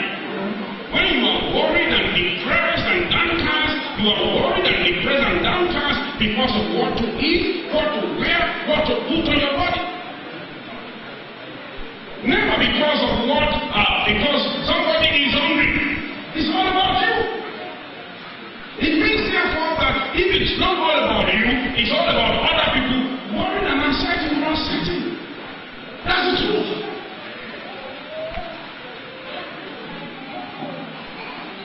It's all about you. I remember a friend of mine saying to me, you know, we were supposed to kept talking about the fact that we will answer the call of God. He was supposed to go to Osun State. Now I knew then I was coming to the state. But you know what his wife said to him? His wife said, let us make enough money before we leave. They are still trying to make enough money. Anytime he said, I thank God for you. And you left when you left. He said, but today I am miserable. I said, but you can still live. He says, no, this is not easy.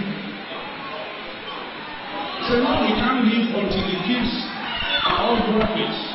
And I will take the next 10 years. At that time, we'll be like 60 years old.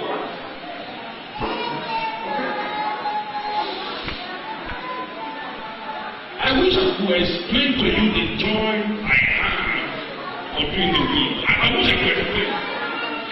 Joy unspeakable. That's why I cannot explain. It is unspeakable. Hallelujah. So I beg of you, find it, stand with me. Okay? And women, when the husband finds it, support him. Because in his own purpose, he will find yours.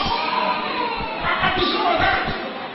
Even if you don't know your purpose, if you marry a purpose-driven man, you will find yours eventually. Yeah. Or the other way. If you marry a purpose-driven woman, if you are a man that does not know his purpose, you will find yours eventually. Yeah. Because it's happening right now in Africa. Because we are embracing the fact that in Africa, it could just be the woman that you're supposed to support. Yeah. Joy is there. The husband is right. And there are major blessings. Hallelujah. I beg. This is life. This is why you are here. Find it. Stay with it. It will sustain your life. It will not only sustain you, it will bring you abundance eventually. Hallelujah. And after you find it, if you're yet to find it, very easy. One, what is that thing that you will do without salary? That you will do it even if you are not paid a salary. That is a clue to God's purpose for your life. You know what? Because what gives you fulfillment will be the joy that you are doing it. So salary or no salary, you do it. Eventually, much more than salary will come. I remember the day I just told them, I said, don't pay me salary, I was afraid. Yeah. And I took the salary for 3 months. It was 2,500. Then it was increased the next month to 10,000. The third month it was increased to 14,000. Then the fourth month I said, I'm going to take it. And I'm excited. No salary. My life is alone. Okay? So what is that thing that you will probably do without the salary? Okay? When money is not a factor, what is it that you will do when money is not a factor? Because for a lot of people today, the reason why they do what they do is the money. If money is not there, they will have a rethink. If money is not a factor. Number 3, if everybody earns at the same level, this is what I mean. If the governor of the state earns the same as a governor, if a member of the House Assembly earns the same as a driver, will that man still go to the House of Assembly?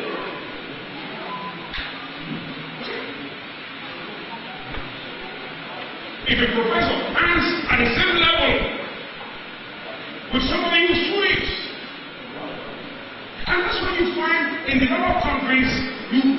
When I travel abroad, I see people at the airport with feelings. They are excited.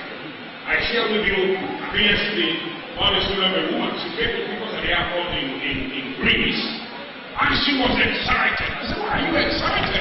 He said, I love my job. Eh? How many Nigerian driver loves his job? He said, I love driving. He said, I've done it for years. Okay? And she was all door. So when she dropped us, I gave her a lot of money. I said, this is life. This is life. But here you see that if not that economy is bad, should I be driving? Should I be driving? So if everybody hands at the same level, what is that thing that you do? And number 4, if you have all the money in the world, what will you do? If you are not working for money before you eat, what will you do?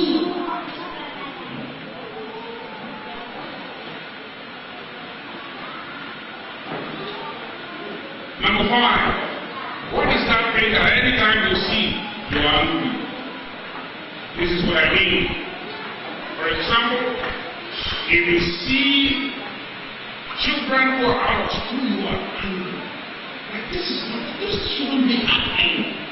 You are so angry. That's the truth. To the problem that God has raised you to solve.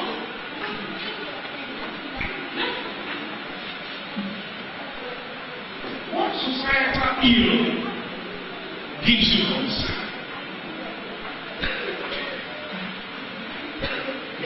Somebody asked me, did God speak to you to confess the governorship? So I said to him, if your heart is dead, you need to wait for God to speak to you before you brush it. Society is dirty. Governance is dirty. The truth is that it does not give some people concern.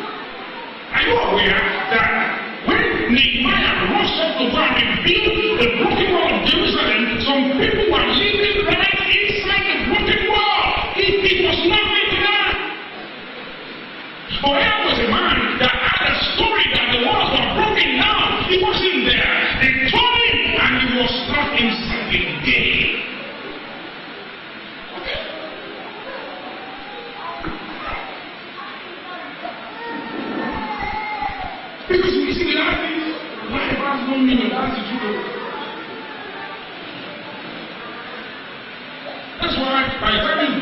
that you find that all these ones, by the time you have all the things you've been, desiring to have, then you realize that and so after all this, so what? So what?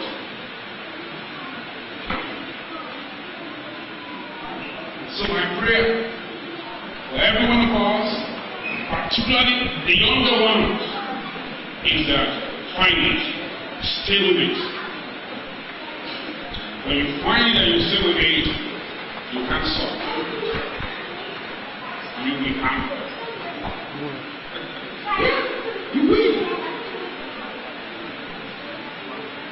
You will. Because eventually all these things that people are dying to death, they will come to you by themselves. Because you need them to fulfill God's purpose for your life. I pray from the depth of my heart that this week will be a week of revelation for you. It's going to be a week of decision for you. It's going to be a week of transformation for you.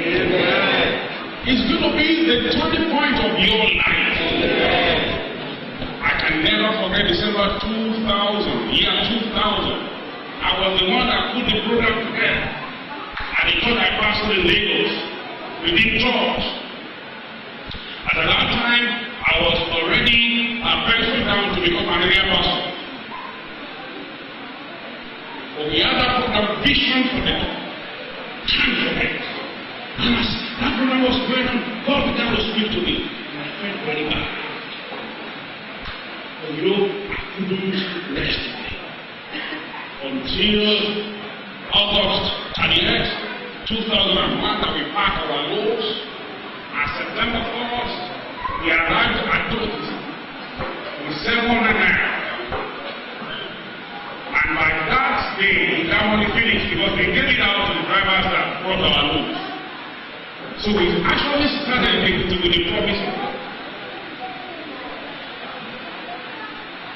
And 17 years after, no single regret. No single regret. I mean, no single regret. In fact, I think I should say to God, call me again. That's it. It's not about the material things that we are, it's about the joy, the fulfillment. Because a lot of times you can't measure, you can't see fulfillment in people. Okay? The fulfillment, the satisfaction.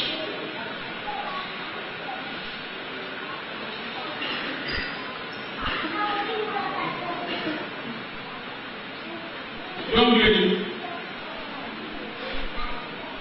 I pray for you that you will not marry a man that will take you out of God's will. That's the word of knowledge for a young lady. Yeah. And you won't marry a man that will take you out of God's will for your life.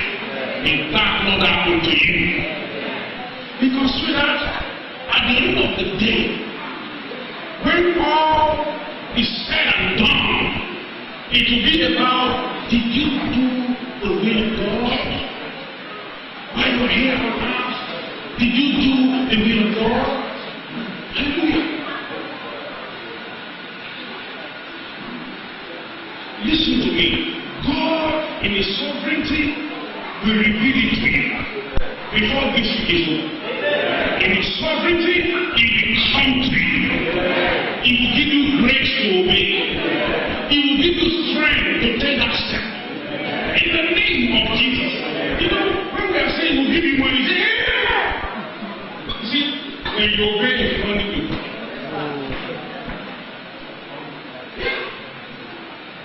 That also explains our values as Nigerians. When you pray for people, God will give you something. Amen. Who will kill your enemies? Amen. But I pray that before this week is over, you will know what you are supposed to do. you will know why you are here on earth. Not only will you know it, you will start it. You will take that step of faith. In the name of Jesus. And every resource you need to do it, God will bring it your way. Every connection you require, God will bring it your way. Every intellectual capacity that you need to fulfill God's purpose for your life, He will bring it your way. I have seen guys that were written up in school and they came out and they found purpose, and you are wondering, what happened? You were the best of the class in school. Now you are doing so well. I'm still in the other line of my friends. Some of them come here to preach. I mean, Nia, this one is an example. Not university education, or now it concerns or major oil companies all over the place. And you know, this final prayer, very soon, your life will begin to glorify God. Because your life will be shining. People will see that light. They will come to the brightness of your shining. If you look at your life, some will kneel down and say, Father, thank you. Just like they said about Jesus, they said to Mary, blessed is the womb that brought you forth. Blessed, and blessed are the breast that gave you. Come on. Somebody wrote, when it was my mom's story, somebody wrote there and said, thank you for giving us Pastor Tula.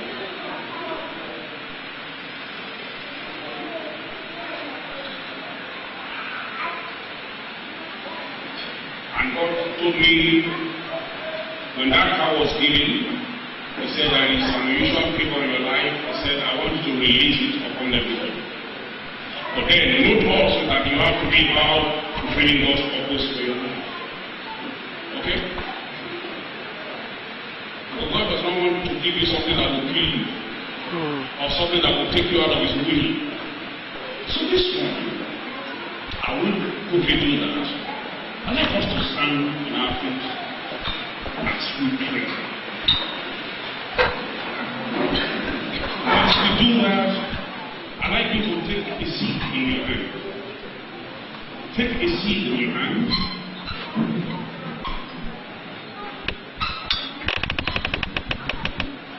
Purpose-driven people are also givers.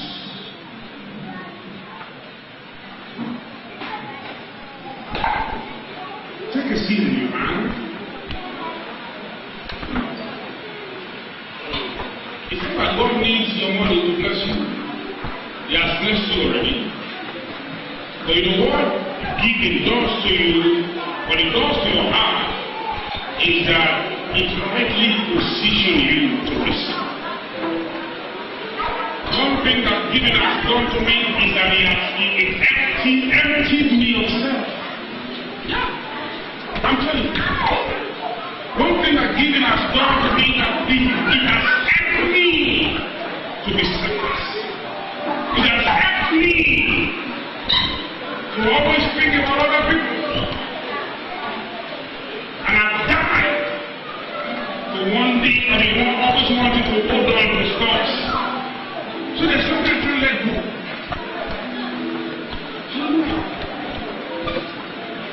Lift up that seed.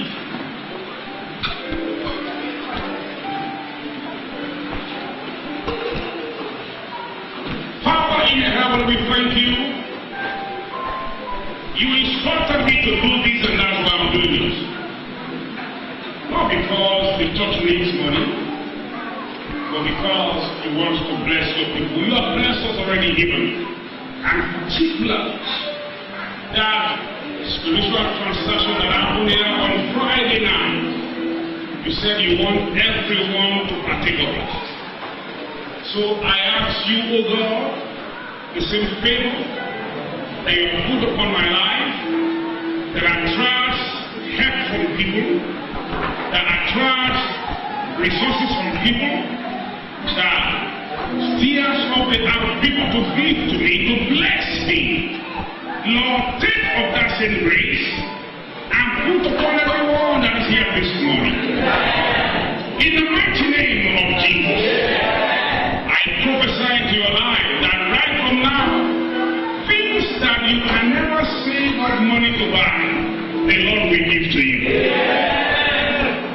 Stuff that if you are to buy, it might take 2 years of salaries. I mean, my entire salary for 2 years. If you don't touch it at all, it might take that. For some of us, 5 years. God, by His anointing, God, by His favor, will bring such thoughts to you. In the mighty name of Jesus. Henceforth, the favor of God that is on your life, we attract favor from people. Henceforth, people will be moved always at all times by God to give to you. In the name of Jesus. And I also pray for you that the giving grace from God will rest upon you. So there is a grace that helps you to give without looking back, without holding back. Thanks. Paul said to Timothy, he said, go to that collector and perfect that same gift, that same grace upon the church. So I release that grace upon your life. Henceforth, nothing will be too much for you to give to support God's work. Henceforth, nothing will be too much for you to give to add value to lives. In the mighty name of Jesus. The Marathon Conference has always given people speed. So I release upon your life speed. Ordinarily, it should have taken 2 years. But by this anointing upon your life, it will take 2 months. There are things that, by virtue of earthly pattern, it will take 7 years. But by the virtue of the anointing of the Holy Ghost, it will take 7 days. Yesterday, the man of God that preached read to us John 6:21, and as they gladly received Jesus into their boat, immediately the boat landed on the other side. That is speed. That is supernatural speed. I release it upon your life. I release it upon your business. In your career, speed. In your business, speed. As you pursue God's purpose for your life, speed. In the mighty name of Jesus.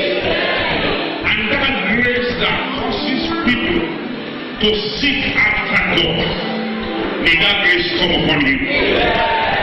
That grace that causes people to pursue God, no matter what it's going to cost, may that grace come upon you. It says, seek first the kingdom of God and His righteousness, and all these other things, and the Gentiles are running after, they will come to you. From now, when we seek first the kingdom of God, He says, if they obey and serve Him, they will spend their days in prosperity and their years in pleasure. That grace that makes it easy to obey God, let it come upon you now. That grace that makes it easy to serve God and to serve humanity, may it come upon you now. In the mighty name of Jesus, I pray that this week is for you a week of an outbreak of financial miracles. Miracles of supply. Miracles of provision.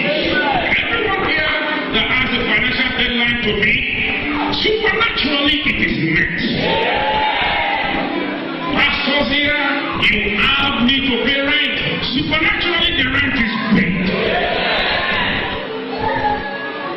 People hear that you have need to pay your house rent and you have been trusting God for it. Well, you ought to have saved for it, but then God is merciful. Supernaturally, that rent is supplied. In the name of Jesus. And if there is anyone here that the enemy has put on you, the mark of untimely death, I remove it now. You will live and not die, so that you can fulfill God's purpose for your life. If there is anyone here that has been called barren, that term barren is removed from your life. I call you fruitful. I speak to your womb, be fruitful. If you are sick in your body, I release into that body the healing anointing. And I declare you are healed from the crown of your head to the sole of your feet. The healing power of God is at work in your body right now, and it has effected a healing and a cure. In the name of Jesus, anyone here who has been given a diagnosis of a terminal disease, we terminate that terminal disease right now. In the name of Jesus. Fibroid, I speak to you, melt away. Hypertension, I speak to you, melt away. Diabetes, I speak to you, get out of that body. In the mighty name of Jesus. And the grace to live a disciplined life, I release upon you. The grace to live a disciplined life, I release upon you. In the mighty name of Jesus. And there are some of you here that up till this time, it's as if everything you lay your hands upon, they have not been prospering. But after now, lift up those hands very well. Whatever you lay these hands upon will prosper. Whatever you lay these hands upon will prosper. Whatsoever you lay these hands upon will prosper. Whatsoever you lay these hands upon will prosper. I say it for the final time, whatsoever you lay these hands upon will prosper. In the name of Jesus.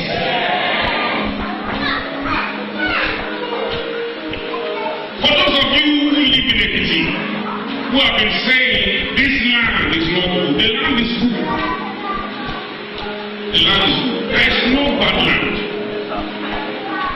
There is no poor land. Poverty is not in any land. Poverty is in the mind of people. You have been here, and it's as if things have not been working. I speak to Ekiti land on your behalf, and I command the land to yield an increase to you. Hear me, child of God. There are some of you here today.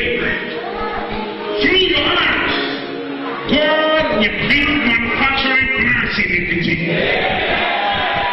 There are some of you there in the next 5 years.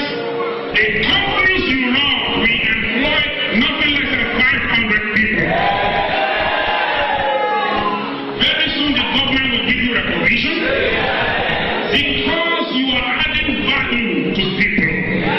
In the name of Jesus. There are some of you here, very soon you will be the major employer of labor.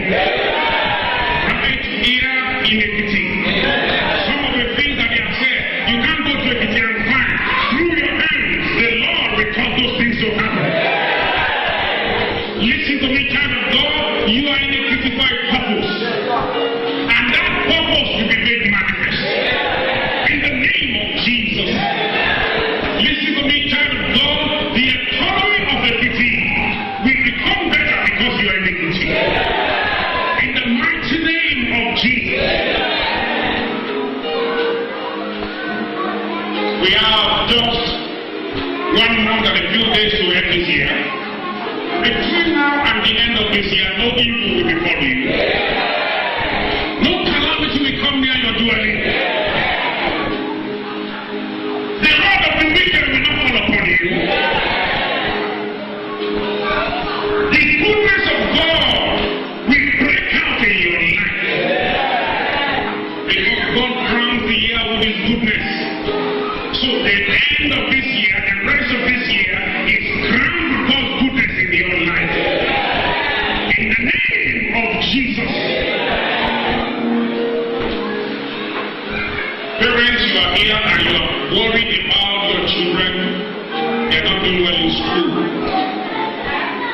you as a point of contact.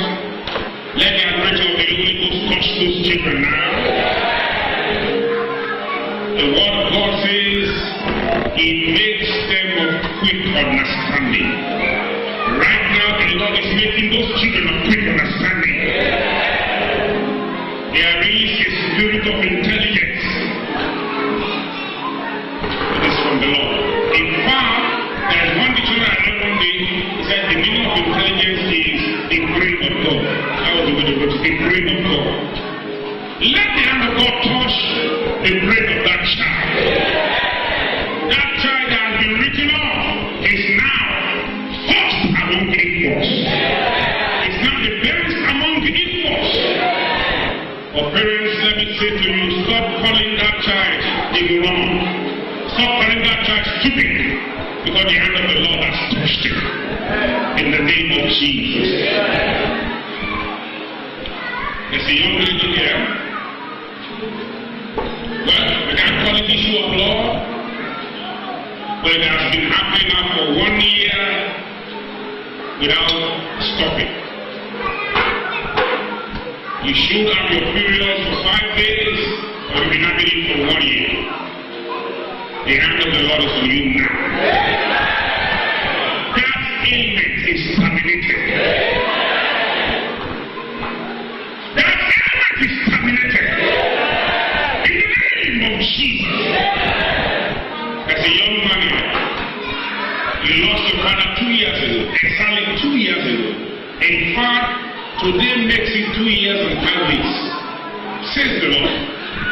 And after your father died, it was as if all hell was let loose in your family. Your father's family took away the company that your father built. They took away the houses, took away his bank accounts.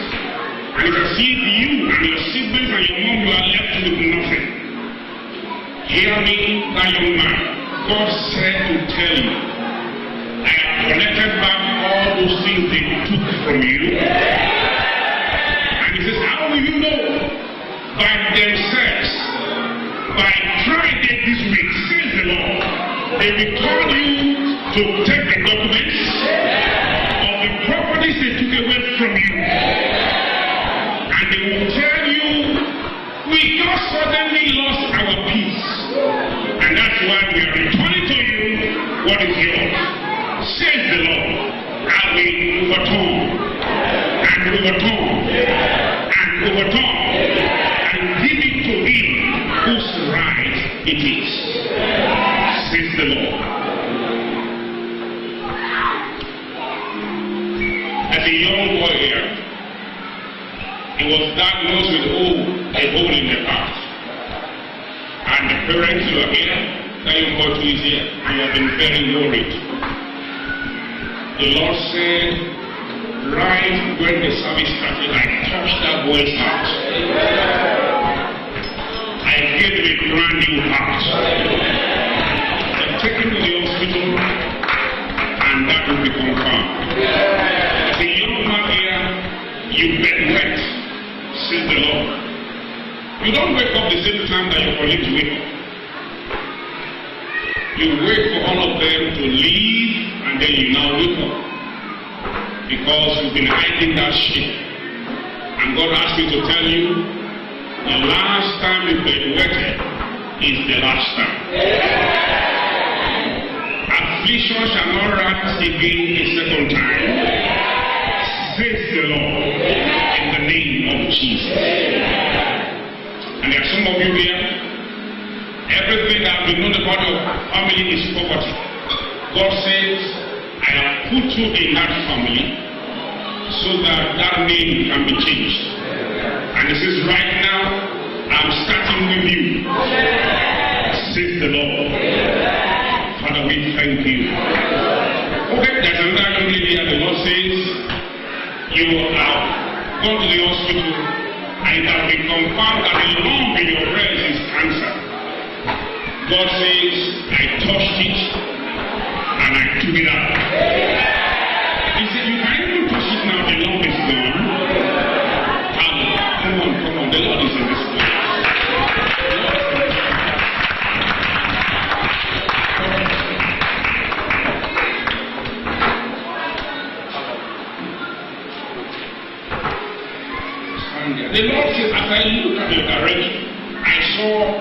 a lot of people throwing their income from you. But you know the reason why I normally run away from this move of the Holy Ghost, because once I start, it flows, so I run. A lot of people throwing things. He said, but you have always seen yourself as someone that is inadequate in certain areas. He asked you to tell you from today, let that disappear. He said, he will raise mighty companies to you, through which people can draw their income. The seed of the Lord will perform it. In Jesus' name. Amen.